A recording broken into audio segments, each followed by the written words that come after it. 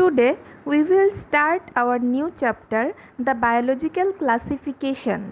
From the beginning of civilization, many attempts have been done to classify organisms. At first, two kingdom classification was proposed, then three kingdom and four kingdom systems came with the course of time. Ultimately, five kingdom system was proposed by R.H. Whittaker, which was accepted by many. I am your educator Ananya Roy. I have done my MSc in Life Science from Assam University and I have done my MSc Diploma in Bioinformatics. At present, I am working as a postgraduate teacher in a junior college. For the better understanding of Bengali students, I will continue in Bengali. তো যে টপিকগুলো এই চ্যাপ্টারের botany পোর্শনে included আছে সেগুলি হচ্ছে five kingdom classification আর major groups and principles of classification within each kingdom. R.H. Whittaker নামের একজন সায়েন্টিস্ট ফাইভ কিংডম সিস্টেমটা প্রপোজ করেছিলেন ইন দ্য ইয়ার 1969। তিনি পুরো যে আমাদের পুরো আর্থের সব লিভিং অর্গানিজমসকে পাঁচটা ভাগে ভাগ করেছিলেন, মানে পাঁচটা কিংডমে ভাগ করেছিলেন। সেগুলি হচ্ছে Monera, Protista, fungi, Plantae and Animalia. আবার রিপিট করছি, Monera, Protista, Plantae, fungi and Animalia. তো প্রথমে কি বললাম, মোনেরা। মোনেরা হচ্ছে সবচেয়ে প্রথমে এই আর্থে আসা অর্গানিজমস যেগুলো একদম সিম্পলেস্ট ফর্মে এসছিল, মানে তৈরি হয়েছিল। তারা হচ্ছে প্রোক্যারিওটিক অ্যান্ড ইউনিসেলুলার। প্রোক্যারিওটিক মানে হচ্ছে যাদের নির্দিষ্ট কোনো নিউক্লিয়াস থাকে না, আর ইউনিসেলুলার মানে হচ্ছে তারা একটা সেল দিয়ে তৈরি। সেকেন্ডটা হচ্ছে মোনেরার পরে আসছে প্রোটিস্টা। প্রোটিস্টা হচ্ছে ইউনিসেলুলার বাট ইউক্যারিওটিক। ইউনিসেলুলার মানে হচ্ছে একটা সেল দিয়েই তারা তৈরি, আর ইউক্যারিওটিক মানে হচ্ছে যে তাদের নির্দিষ্ট নিউক্লিয়াস থাকে। নেক্সট আসছে মোনেরা, প্রোটিস্টার পরে আসছে ফাঞ্জাই। ফাঞ্জাইটা আরেক ধরনের অর্গানিজম যাদের মধ্যে ক্লোরোফিল থাকে না। তো ক্লোরোফিল না থাকলে তারা ফটোসিনথেসিস করতে পারবে না। তারা স্যাপ্রোফাইট বা প্যারাসাইট বা সিম্বায়ন্টস হিসাবে থাকে। টার্মগুলো শুনতে খুব টাফ লাগলেও টার্মগুলো একদম ইজি। স্যাপ্রোফাইটস মানে আর কিছুই না, তারা ডেড অর্গ্যানিক ম্যাটারগুলোকে খেয়ে বেঁচে থাকে। আর প্যারাসাইটস হচ্ছে যারা অন্য অর্গানিজমস থেকে নিউট্রিশন সাক করে বা নিউট্রিশন নিয়ে বেঁচে থাকে। আর সিম্বায়ন্টস হচ্ছে যারা আরেকটা অর্গানিজমকে হেল্প করবে আর ওই অর্গানিজম থেকেও কিছু কিছু হেল্প নিয়ে, মানে দুজনেরই যাতে বেনিফিট হয় সেইভাবে তারা বেঁচে থাকে। তো আমরা কোন কোন কিংডম পড়লাম, মোনেরা, প্রোটিস্টা অ্যান্ড ফাঞ্জাই। তারপরে আসছে প্ল্যান্ট কিংডম বা কিংডম প্ল্যান্টি। প্ল্যান্ট কিংডমের বৈশিষ্ট্য হচ্ছে যে তাদের মধ্যে ক্লোরোফিল থাকে, তো তারা ফটোসিনথেসিস করতে পারে, তার মানে তারা নিজের খাওয়াটা নিজেই তৈরি করতে পারে, তাই তাদেরকে বলা হয় অটোট্রফিক অর্গানিজম। তো প্ল্যান্ট কিংডমের বৈশিষ্ট্য হচ্ছে যে তাদের মধ্যে ক্লোরোফিল থাকে আর তারা ফটোসিনথেসিস করতে পারে। নেক্সট কিংডমটা হচ্ছে কিংডম অ্যানিম্যালিয়া বা অ্যানিম্যাল কিংডম। অ্যানিম্যাল কিংডমের মধ্যে তো আমরাও আসি। তো আমরা তো নিজের খাওয়া নিজে তৈরি করতে পারি না। তো যারা নিজের খাওয়া নিজে তৈরি করতে পারে না আর অন্য অর্গানিজম থেকে খাওয়া নিয়ে বেঁচে থাকে, তাদেরকে বলা হয় হেটেরোট্রফিক অর্গানিজম। তো অ্যানিম্যাল কিংডমের যারা ইন্ডিভিজুয়ালস তারা নিজের খাওয়া নিজে তৈরি করতে পারে না, অন্য থেকে ফুড নিয়ে বেঁচে থাকে, তাদেরকে বলা হয় হেটেরোট্রফিক অর্গানিজমস। এখন আমরা ডিটেলসে পড়ব কিংডম মোনেরা। তো ফার্স্ট পয়েন্ট হচ্ছে যে মোনেরার ইন্ডিভিজুয়ালসগুলো সবচেয়ে প্রথম আর্থের মধ্যে তৈরি হয়েছিল। তারপরের পয়েন্টটা দেখো যে they have high metabolic rate and diversity. Metabolic rate, metabolism মানে হচ্ছে ক্যাটাবলিজম প্লাস অ্যানাবলিজম।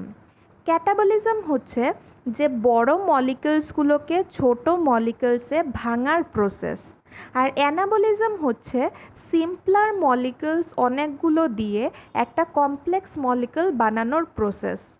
মানে ক্যাটাবলিজমকে সোজা ভাষায় মনে রাখতে হলে ধরো একটা বড় ইটকে তুমি ভাঙার পরে অনেকটা ছোট ছোট টুকরো হলো, তো ওইটাকে আমরা বলবো ক্যাটাবলিজম। আর যখন অনেকটা ইটের টুকরোকে একসাথে যদি জোড়া দাও সিমেন্ট দিয়ে, তখন একটা বড় কিছু স্ট্রাকচার ফর্ম হবে, তো ওইটাকে আমরা বলবো অ্যানাবলিজম। তো ওই অ্যানাবলিজম প্লাস ক্যাটাবলিজম মিলে হয় মেটাবলিজম। তো ওই মেটাবলিক রেটটা, মেটাবলিজম হওয়ার রেটটা তাদের অনেক বেশি থাকে। ওরা একদম সিম্পলার স্ট্রাকচার, আগেও বলেছি, ওরা প্রোক্যারিওটিক আর ইউনিসেলুলার।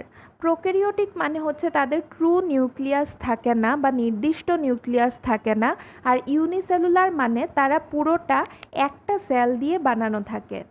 আর তাদের যে সেল ওয়ালটা যে থাকে ওইটা পেপটাইডোগ্লাইকেন দিয়ে বানানো। এবারে কিংডম মোনেরাকে কি কি ভাগে ভাগ করা হয়েছে? ভাগগুলো হচ্ছে আর্কেব্যাকটেরিয়া, ইউব্যাকটেরিয়া, সায়ানোব্যাকটেরিয়া, রিকেটশিয়া, মাইকোপ্লাজমা। প্রত্যেকটা এই ডিভিশনগুলোকে আমরা আলাদা আলাদাভাবে পড়ব নেক্সট স্লাইডে। আর্কেব্যাকটেরিয়া হচ্ছে সেই মোনেরার অর্গানিজমস বা ইন্ডিভিজুয়ালস যেগুলো এক্সট্রিম এনভায়রনমেন্টে থাকতে পছন্দ করে, যেরকম একদম হট স্প্রিংয়ে থাকবে বা খুব টেম্পারেচার বেশি থাকা জায়গায় থাকতে ভালোবাসে।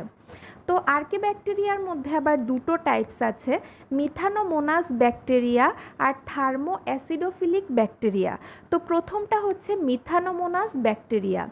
এই যে মিথানোমোনাস ব্যাকটেরিয়া, ওইগুলো মার্শি প্লেসে থাকতে পছন্দ করে, আর ওই মার্শি প্লেসে থাকা সিওয়েজগুলো থেকে তারা মিথেইন তৈরি করে। তো তারা যেহেতু সল্টি এনভায়রনমেন্টে থাকতে পছন্দ করে, তাই তাদেরকে বলা হয় হ্যালোফাইলস। হ্যালো মানে হচ্ছে সল্টেড, আর ফাইলস মানে হচ্ছে লাভিং, মানে সল্ট লাভিং ব্যাকটেরিয়া।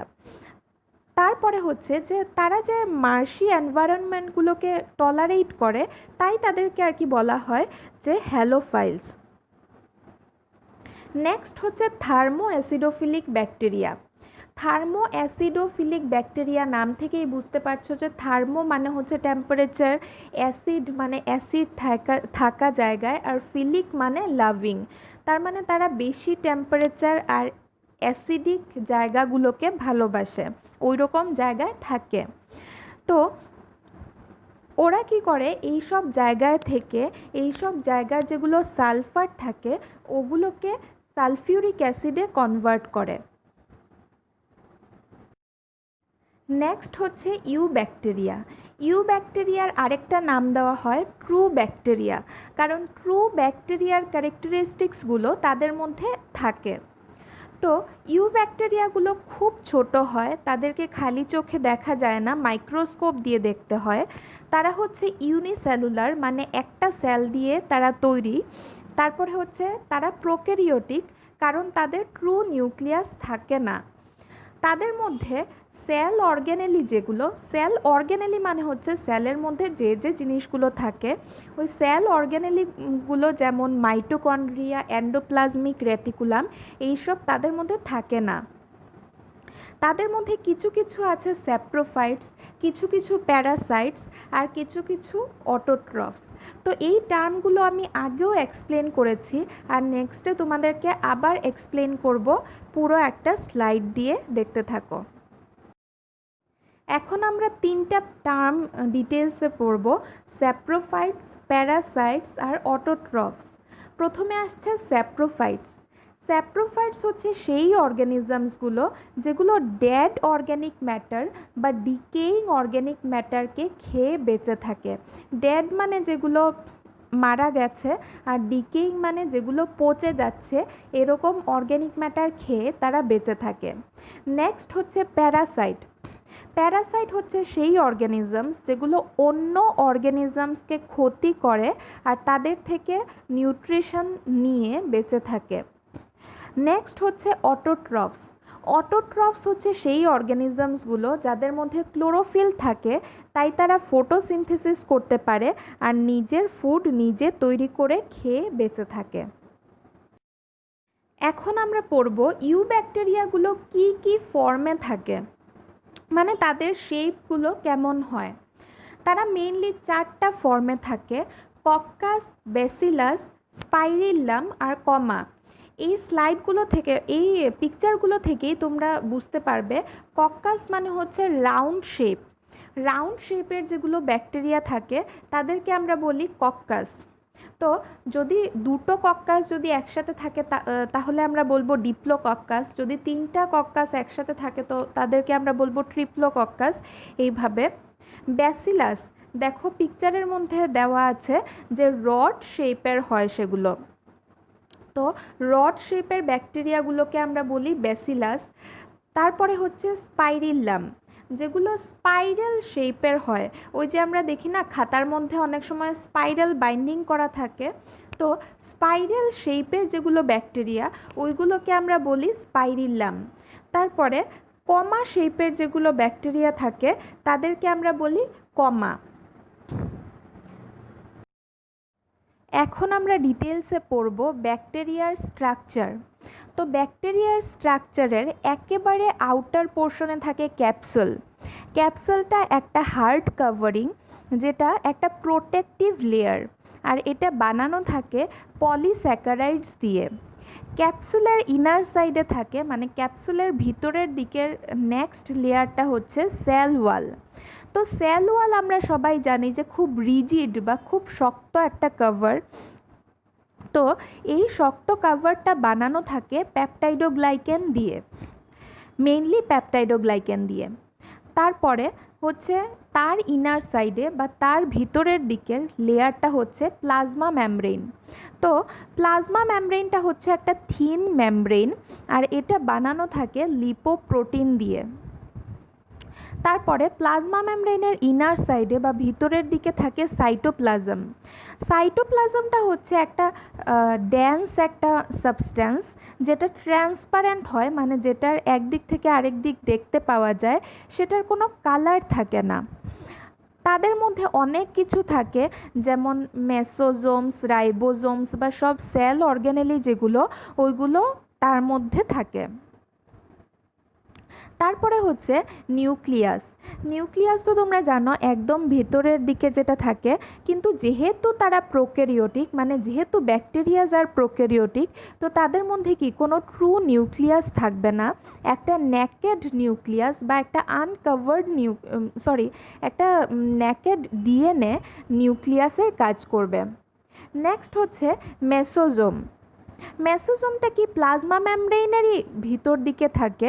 এটা একটা ইনভ্যাজিনেশন, প্লাজমা মেমব্রেনেরই একটা ইনভ্যাজিনেশন থাকে, ওইটাকে বলা হয় মেসোজোম।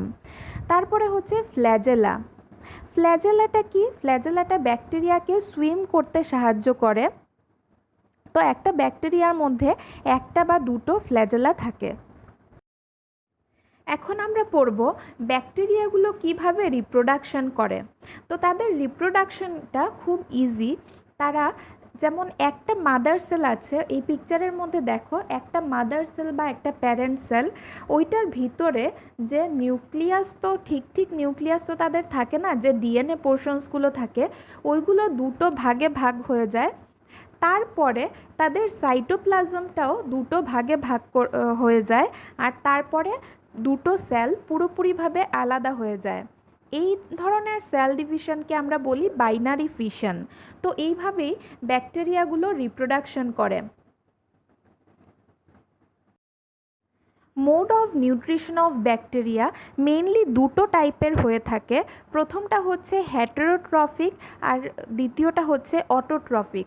তো হেটেরোট্রফিকের মধ্যে কী কী টাইপ অফ হেটেরোট্রফস থাকে, একটা হচ্ছে স্যাপ্রোফাইটস, আরেকটা হচ্ছে প্যারাসাইটস, আরেকটা হচ্ছে সিম্বায়ন্টস, যেগুলো আমি আগের স্লাইডেও ডিসকাস করেছি কিন্তু আরেকবার রিপিট করছি।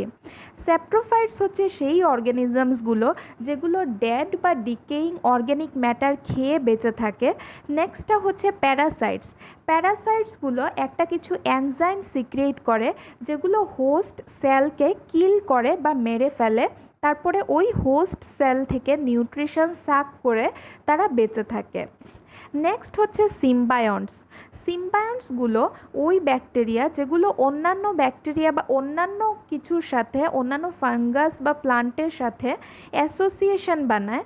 তো তারা ওই প্লান্ট বা ফাঙ্গাস থেকে নিউট্রিশন নেয়, আবার ওই প্লান্ট বা ফাঙ্গাসও তাদের থেকে কিছু কিছু বেনিফিট পায়, ওইভাবেই তারা একটা অ্যাসোসিয়েশন তৈরি করে বেঁচে থাকে। নেক্সট হচ্ছে অটোট্রফিক ব্যাকটেরিয়া। ওই অটোট্রফসগুলো দুটো টাইপের হয়, ফটো অটোট্রফস আর ক্যামো অটোট্রফস।